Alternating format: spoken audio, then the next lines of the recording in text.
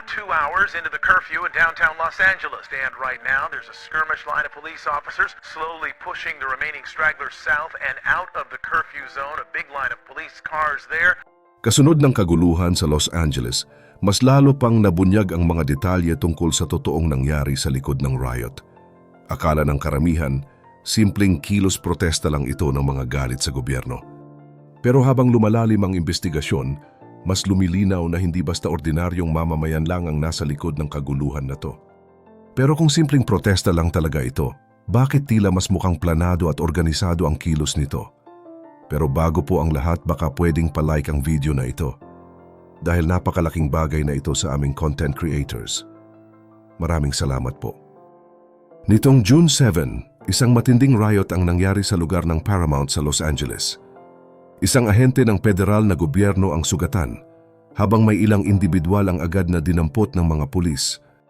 Isa sa mga lugar na naging sentro ng tensyon ay ang Home Depot, kung saan kadalasang nagtitipon ang mga illegal immigrants.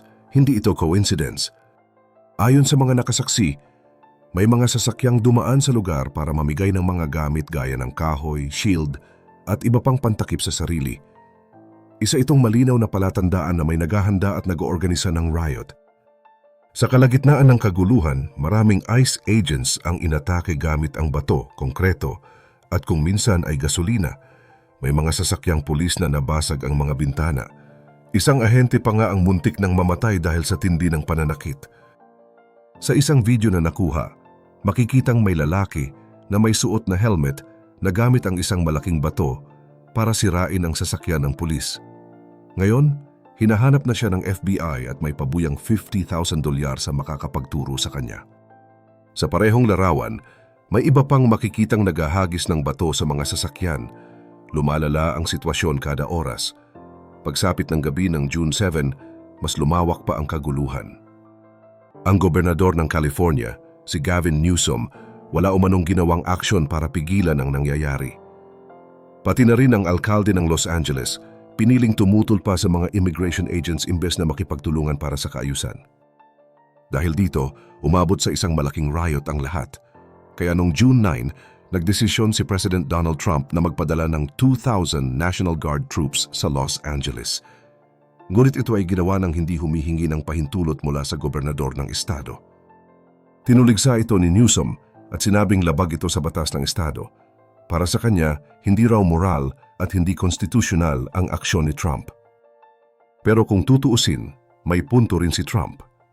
Habang lumalala ang gulo at parami ng parami ang mga sugatan at nasisirang ari-arian, kailangang may agarang tugon.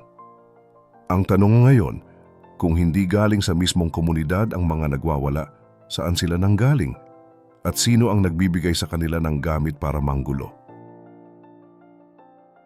Ilang saksi ang nagsabing ang mga nagprotesta ay puro kabataang lalaki. Marami sa kanila ay nakasuot ng maskara at may dalang banyagang watawat tulad ng bandila ng Mexico. Halos walang Amerikanong bandila sa gitna ng riot, kaya maraming netizens ang nagtaka kung totoong ipinaglalaban nila ang kanilang bansa, bakit wala silang respeto sa bandilang kinakatawan nito. Dagdag pa rito, sabay-sabay at pare-pareho pa ang mga sigaw at chant ng mga rallyista. Parang may ensayo, parang hindi ito kusang kilos ng taumbayan, kundi isang planado at pinunduhang kaguluhan. Sa kabila ng mga video na nagpapakita ng karahasan at sunog, sinabi ng Gobernador at Attorney General ng California na isa lamang daw itong mapayapang kilos protesta. Karamihan sa mga nagtipon ay may dalang bandilang Mexican, pero ang totoo, hindi lang ito tungkol sa karaniwang protesta. Ayon sa ilang ulat, isa raw itong uri ng pananakop mula sa mga dayuhan na may layuning kontrolin ang Los Angeles.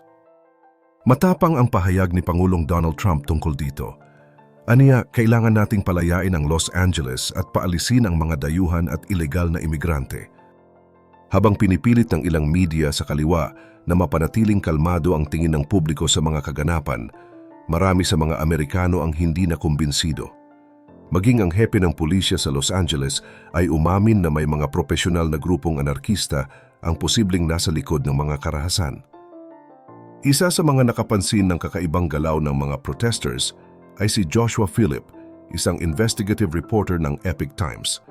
Noong June 9, Sa mismong eksena ng kaguluhan, sinabi niya na gamit ng mga tao roon ang mga walkie-talkie upang makipag-usap sa isa't isa. Nakita raw niya mismo kung paanong may mga utos kung saan sila dapat pumunta. May nagsasabi raw kung aling parte ng lugar ang dapat nilang puntahan, tulad ng kung saan may sinunog na sasakyan. Ibig sabihin, hindi ito basta-basta pagkilos kundi organisado at sinadya. Dalawang grupo ang lumitaw na posibleng pinagmulan ng mga kaguluhan na to. Isa rito ay ang California Human Rights Immigration Rights Alliance o CHIRA na umano'y may koneksyon sa Democratic Party. Ang isa naman ay ang Socialist and Liberation Party na di umano'y may ugnayan sa Communist Party ng China.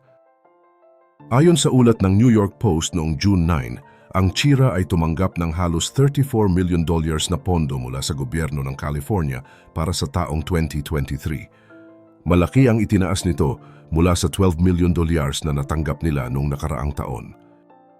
Habang itinanggi ng CHIRA ang kanilang kaugnayan sa karahasan, sinabi naman ng iba pang ulat na ang Socialist Liberation Party ay may kaugnayan kay Elias Rodriguez, isang armadong lalaki na sangkot sa mga pag-atake sa Washington, D.C. Ayon pa sa isang ulat mula sa Rutgers University, ang grupong ito ay pinopondohan umano ng isang kilalang taga-suporta ng mga ideolohiya ng China na si Neville Singham at ang kanyang asawa. Ang mag-asawa raw ay nagbibigay ng malaking pondo sa mga organisasyong nagsusulong ng ideolohiyang pro-China sa buong mundo.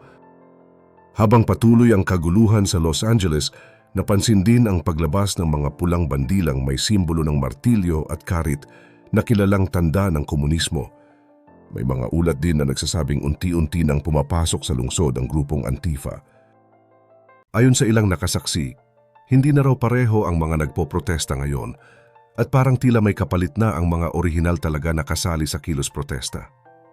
Alam mo ba na may connection daw ang Antifa sa China? Noong matapos ang World War II, nagsimulang lumakas ang kilusang Antifa, lalo na sa Germany. Sa East Germany, naging parte sila ng Communist Party. Tapos sa West Germany naman, nakisali sila sa mga aktibidad na sinusuportahan ng Soviet Union. Noong 70s, ginamit ulit ang pangalang Antifa ng ilang Maoistang grupo, kasama na yung may kaugnayan sa China. Fast forward tayo, noong 70s hanggang 80s, naging aktibo ang Antifa sa pagtutol sa Ku Klux Klan. At dahil dito, sinasabi ng ilang eksperto na may koneksyon talaga ang Antifa sa Communist Party ng China. May nagsabi pa nga na si Xi Jinping ay sinusundan daw ang yapak ng mga naunang leader ng China sa pagpapalaganap ng revolusyon pero sa ibang bansa na. Nang bumagsak ang Soviet Union, humina rin ang Antifa. Nawalan kasi sila ng pondo. Pero nang maupo na si Xi Jinping bilang leader ng China, unti-unti raw itong naibalik. Kasama na rito ang Belt and Road Initiative, pati panghihimasok daw sa politika at eleksyon ng ibang bansa tulad ng US. Ngayon kung iniisip mo kung anong connect ng lahat ng to sa US, eto na. Sa panahon ni President Trump, gusto niyang ituring na terrorist group ang Antifa. May mga video kasi na kumakalat online kung saan may mga nagpro-protesta sa US pero may naririnig na nag-i-Ingles at bigla na lang may nag-i-Ingles na may Chinese accent o kung minsan diretsong Mandarin daw. Nagkaroon pa ng riot sa Los Angeles pero debate pa rin kung riot nga ba yon o protesta lang. May nagsasabi kasi na parang may ibang agenda na di lang basta karapatan ang pinaglalaban. Sabi nga ng isang pro-democracy activist na si Tongbay Chowo, kung sa China ito nangyari, susuportahan niyo ba? Ang point niya ay huwag tayong double standard. Nagdeklara ng illegal assembly ang pulis sa LA at halos 150 katao ang hinuli. Kasama raw sa mga grupo na nandoon ay ang SEIU at ang Party for Socialism and Liberation. May nahuling leader ng CEU pero pinalaya rin agad. Ang sabi nila, hindi raw dapat ginagamitan ng dahas ang komunidad nila. Si Elon Musk naman, bigla siyang nag-retweet ng mga sinabi ni Trump tungkol sa Antifa at sa riot.